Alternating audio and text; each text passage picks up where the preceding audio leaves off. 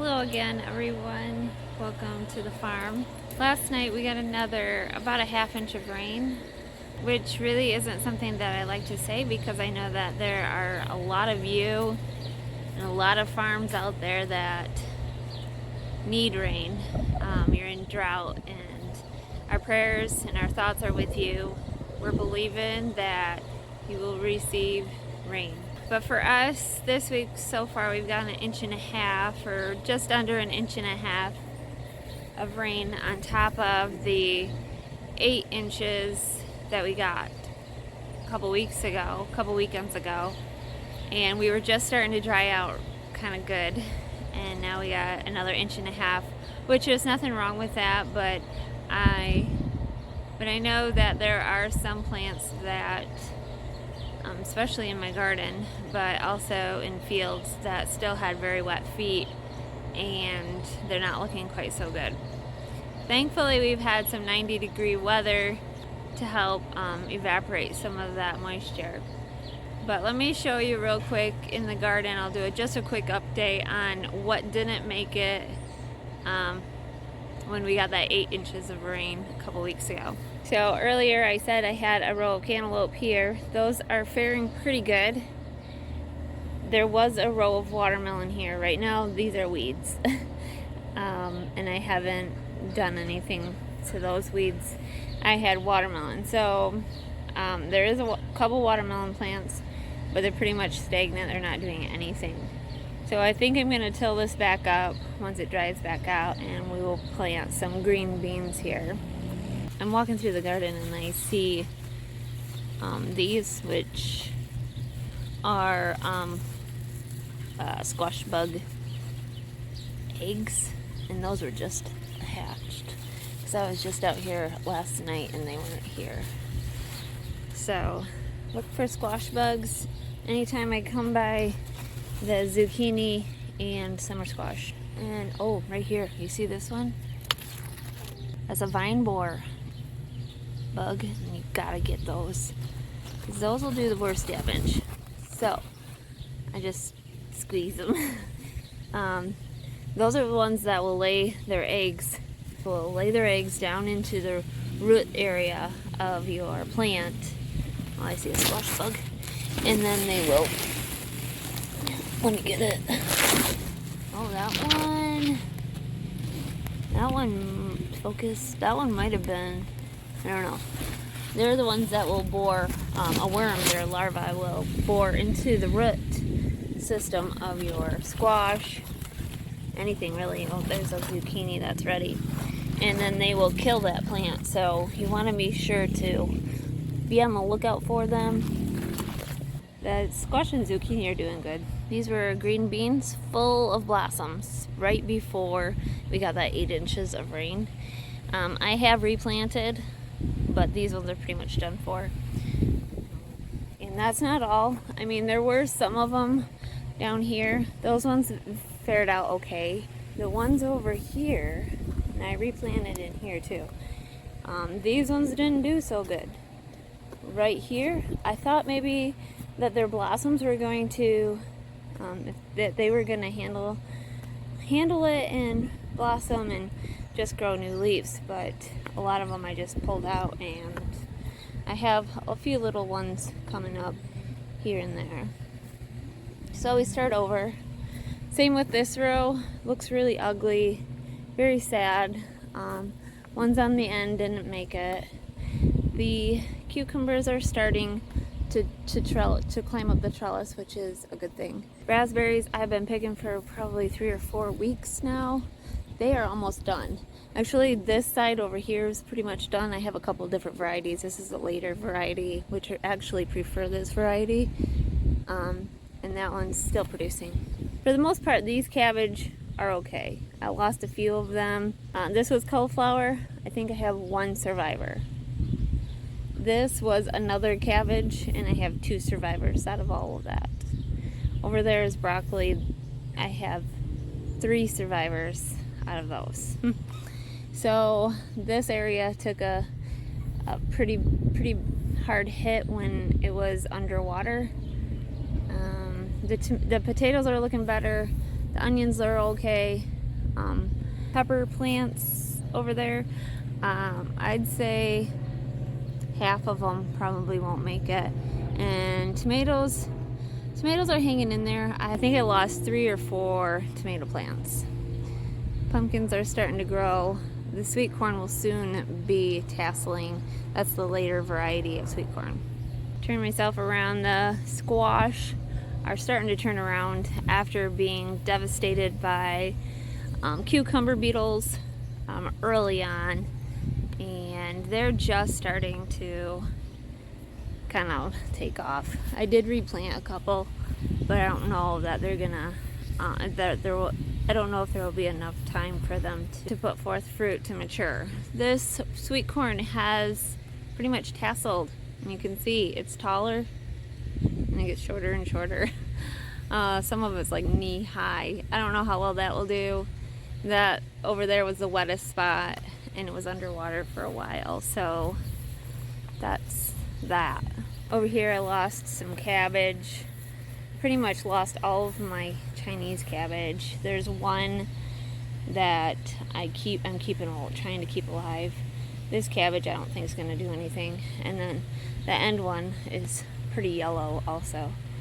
So I don't know. I put a couple Brussels sprouts in there. We'll just wait and see.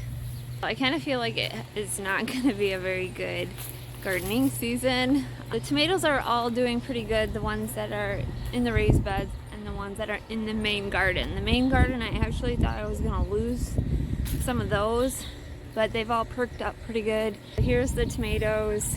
These are the tomatoes that I pretty much just let grow. I kind of trellis them up the vines, and I try to keep like all the leaves off of the ground, but yeah, I try to. So they did perk up. They all perked up and are looking a whole lot better. This garden never really was affected too much. These tomatoes never were, because it's just a better soil here. It's better drainage. So these are some of my bigger tomato plants that are probably chest high to me. So yeah, they're doing good, and that's pretty much the garden. I did take you guys' wisdom, put some netting up there. I have a little video of that. Tonight I'm gonna attempt to cover this, well, at least one of these tonight. These are grapevines that are a little bit wild, but I am going to try to cover them so that when these grapes that are in here, when they get ripe, the birds don't sit up there and just pick at them and eat them all. They did that last year, and hopefully I can keep them from doing it this year. Hopefully you can hear me. We've got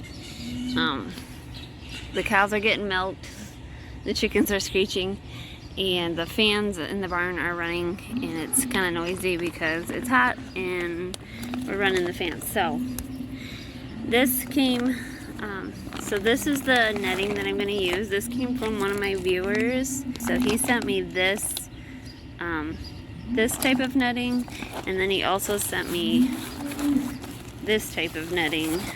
This, I think what I'm going to do is what I'd really like to do. Get some of these poles and be able to cover like all my cabbage and broccoli and stuff, where things that don't need pollinators necessarily, but still need the light and the rain, because that's what this is. That's what this is for. It lets light through. It's just a fine mesh, and it's reusable. So, and then he also purchased these clips, which I'm really hoping work on my cattle panel. Pretty sure they will. They'll just clip on here. This is where I'm at so far. This is the netting. Okay, and I can tell you right now that it would go a lot easier with 2 people. So it's just me right now because all my boys are gone for the evening. They'll be back later, but it will be dark by then. And then Kevin's milking, Mackenzie's scraping the barns. I could wait till she's done and maybe she could help me. But what I'm doing is just kind of laying it. Okay, so this is 7 feet wide. And I thought that was going to be wide enough. And I think it will be once we get it pulled tight. I come across this and what in the world is that? That's huge. I've never seen anything like that. I'm gonna have to pick it off and show my husband. My fingers are dirty. That's normal because I've been working in the garden. But wow, I'm gonna have to now Google this and see what in the world this thing is, because I'm sure Google knows. I just found out that it is called a grapevine beetle or a spotted June beetle, which is something I never seen before. Now I'm kind of on the lookout for them. Wow, kind of creepy to me because I'm not big on great big bugs, but it was kind of neat to see. You know what? So I saved it for the kids to see. Alright, here's what it ends up looking like. I'm really hoping I didn't just pull it too tight. I feel like there's enough room. It looks like I squished everything, but I probably did. But I just did the top, so I didn't do underneath here. If I need to do underneath, I have plenty to do that because I feel like I hardly touched my roll.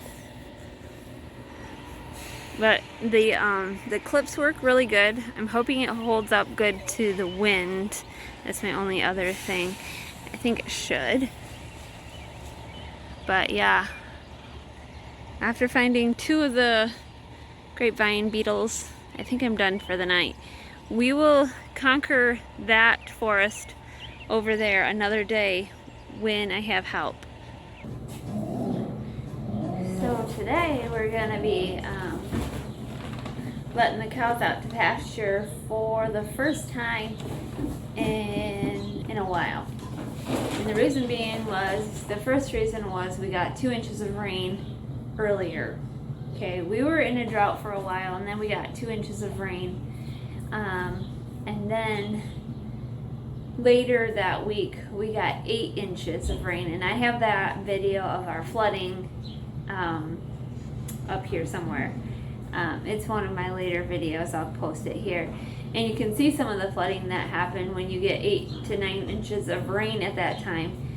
So we didn't let the cows out at all, even after that 2 inches of rain, because it just makes it really muddy.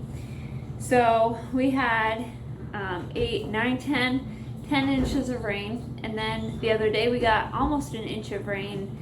But Kevin said we're just gonna let them out for a little bit. That way, can you see me? We're gonna let them out for a little bit and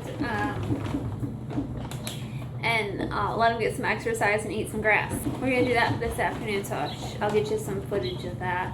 I'm sure they'll be excited to get back out. So since the first of our rains, we've gotten 8, 9, 10, 11 inches. 11 inches of rain, so.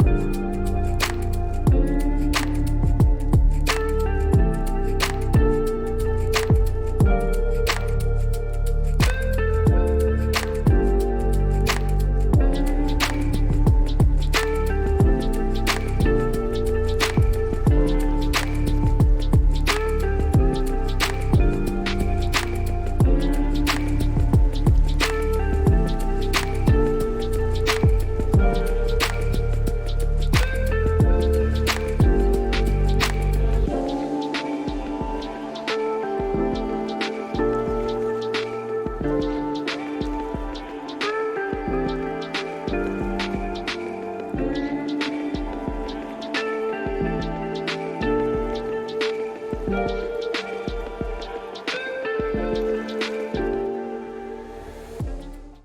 are you doing?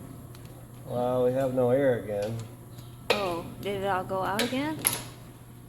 Well, came home yesterday with no air, so I put cans in it because it was low, but the 2 cans are gone.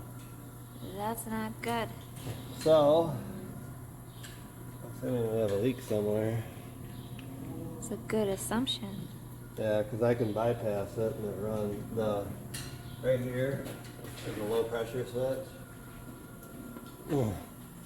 And if I bypass that, a clutch kicks in. So this has a high pressure switch on it and a low pressure switch. The high pressure switch is up under the fender. Underneath. Yeah.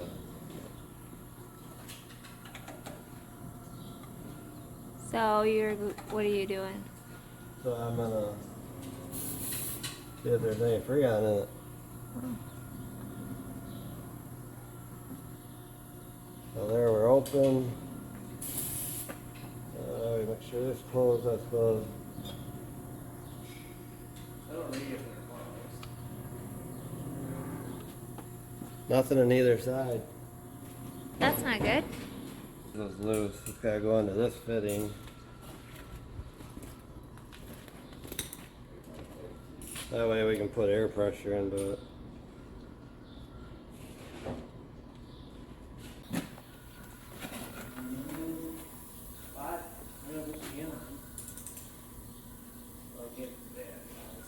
Okay, what are you doing? Can't remember what valve to open. I want about 50 pounds in it, so I gotta go a tick. There. Right there? Yep. So that's 50 pounds of pressure. And now what? Now, we take some soapy water. I hear something hissing. I do too. Something is hissing. Yeah. Let me show you where. It's this. Nope. Where's your valve? Here. Move this. I hear something. Come over here. I swear it is. Right there, that line? Something. No. Is it that line right there? Those are hydraulic. Well, we're dropping pretty fast. You guys got the best ears. Where is it? You want a bubble there? No. Right here. Found it? Yep. I hear no more. It's worn on a hydraulic line. It's worn pretty nicely. So You don't need bubbles. It's this line here. So, that's a line from your pump. Which one? You got your hand on it? Yep.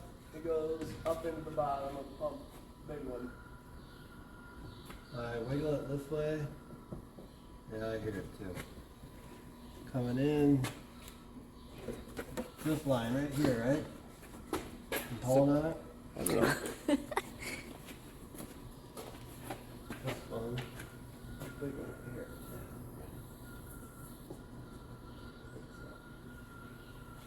It's rubbed right through. That would be why it would leak out so Yep. fast. So, what time is it? Supper time.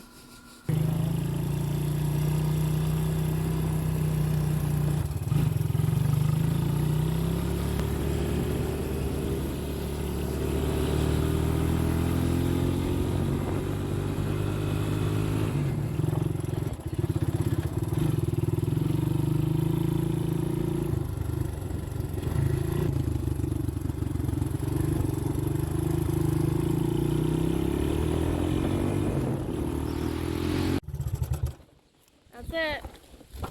Quick ride You grab from the it. workshop. You grab it, that.